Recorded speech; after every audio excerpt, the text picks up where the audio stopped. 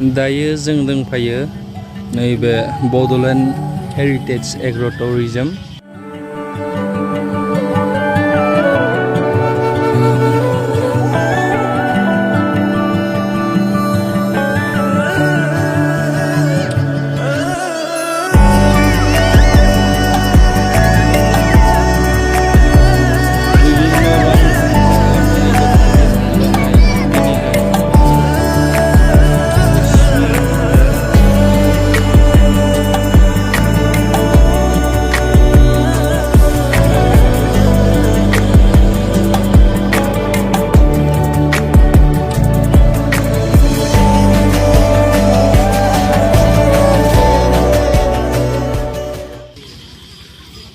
दायो नै किड्स जन गेलेग्रा सिङाव जों हाबना नायनि माबायदि दङ। नोंथांमोना गाव गावनि गथ'फोरखौ दसे सम गेलेहोनोब्ला नैबे उदालगुरियाव थानाय बे बड'लेण्ड हेरिटेज एग्र' टुरिज्म बे गोबां मोजां जायगा। दा दसे बे सोमखोर मिथिंगानि गेजेराव बे गोजोन गोसो गोजोन थान्दा माइन्ड लानानै बेयाव दसे सम रंजाफैनो हागोन गावनि फेमिलिफोरजों। बिभिन्न गेलेग्रा मुवा जेरै आर्चारि एभेलेबेल नै बिथांमोना गेलेगासिनो दङ। जिप लाइनिंनि बेबस्था फैगासिनो।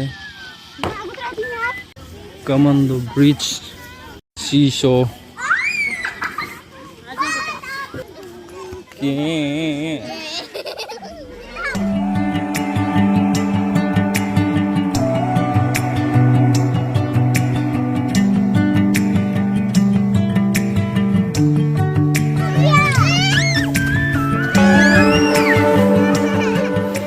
बिभिन्न रां थामसा खालामनानै गथ'फोरनि रंजानाय मिनिनाय खुसि। आरो बै रेजर्टनिफ्रायनो खोलाथिं नायोब्ला समायना रमायना हायेन दुब्लि बारि गार' गामि बर' गामि स्राय स्राय बिफां लाइफां नोंथांमोना बेनि भिउखौ नुनो मोनगोन। आरो बेजोंनो नोंथांमोना बिभिन्न आबाद माबायदि खालामनांगौ बेखौबो नोंथांमोना सोंनानै लानो हागोन। जेरै थालिर आबाद, नारें कमला, बैग्रि आबाद, ड्रागन, थाइजौ, सामफ्राम आबाद, हाइब्रिड सामफ्रामनि बहुत गिदिर गिदिर आरो बिदिनो मानसिजों समान गोजौ जौनाय फानलु आबाद आरो गुबुन गुबुन बिदिनो मैगं थाइगं गोबां आबादबो खालामनाय जायो आरो नोंथांमोना बेखौबो नुनो मोनगोन। स' नोंथांमोना गाव गावनि गथ'फोरखौ बहा टाइम पास खालामनो बा बहा गेलेहोनो लांगोन जादोंब्ला बेनो मोजां जायगा, जेराव गथ'फोरनि गोबां बिदि गेलेनाय मुवाफोरखौ नुनो मोनगोन। बिथांमोननि मिनि खुसि रंजानाय बेयाव नुनो मोनगोन।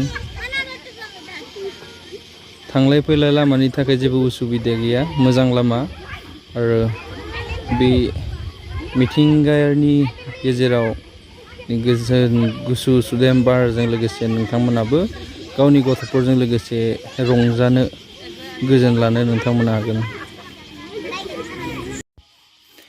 आरो जुदि नोंथांमोना फैनानै हर जायोब्ला थांफिननो उसुबिदा जायोब्ला नोंथांमोना जिंगासिनो नाङा, थानायनि थाखाय बेबस्था दङ, कटेज दङ।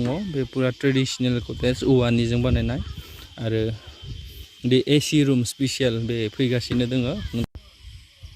बे जायगायावनो फैगासिनो नोंथांमोननि थाखाय मोनसे स्पेसियेल गेस्ट हाउस। जुदि सोरबाफोर VIP नोंथांमोननि आलासिफोर फैयोब्ला बेयावबो दोनफैनो हागोन। बे माखासे साननि उनाव बियो कमप्लिट जागोन।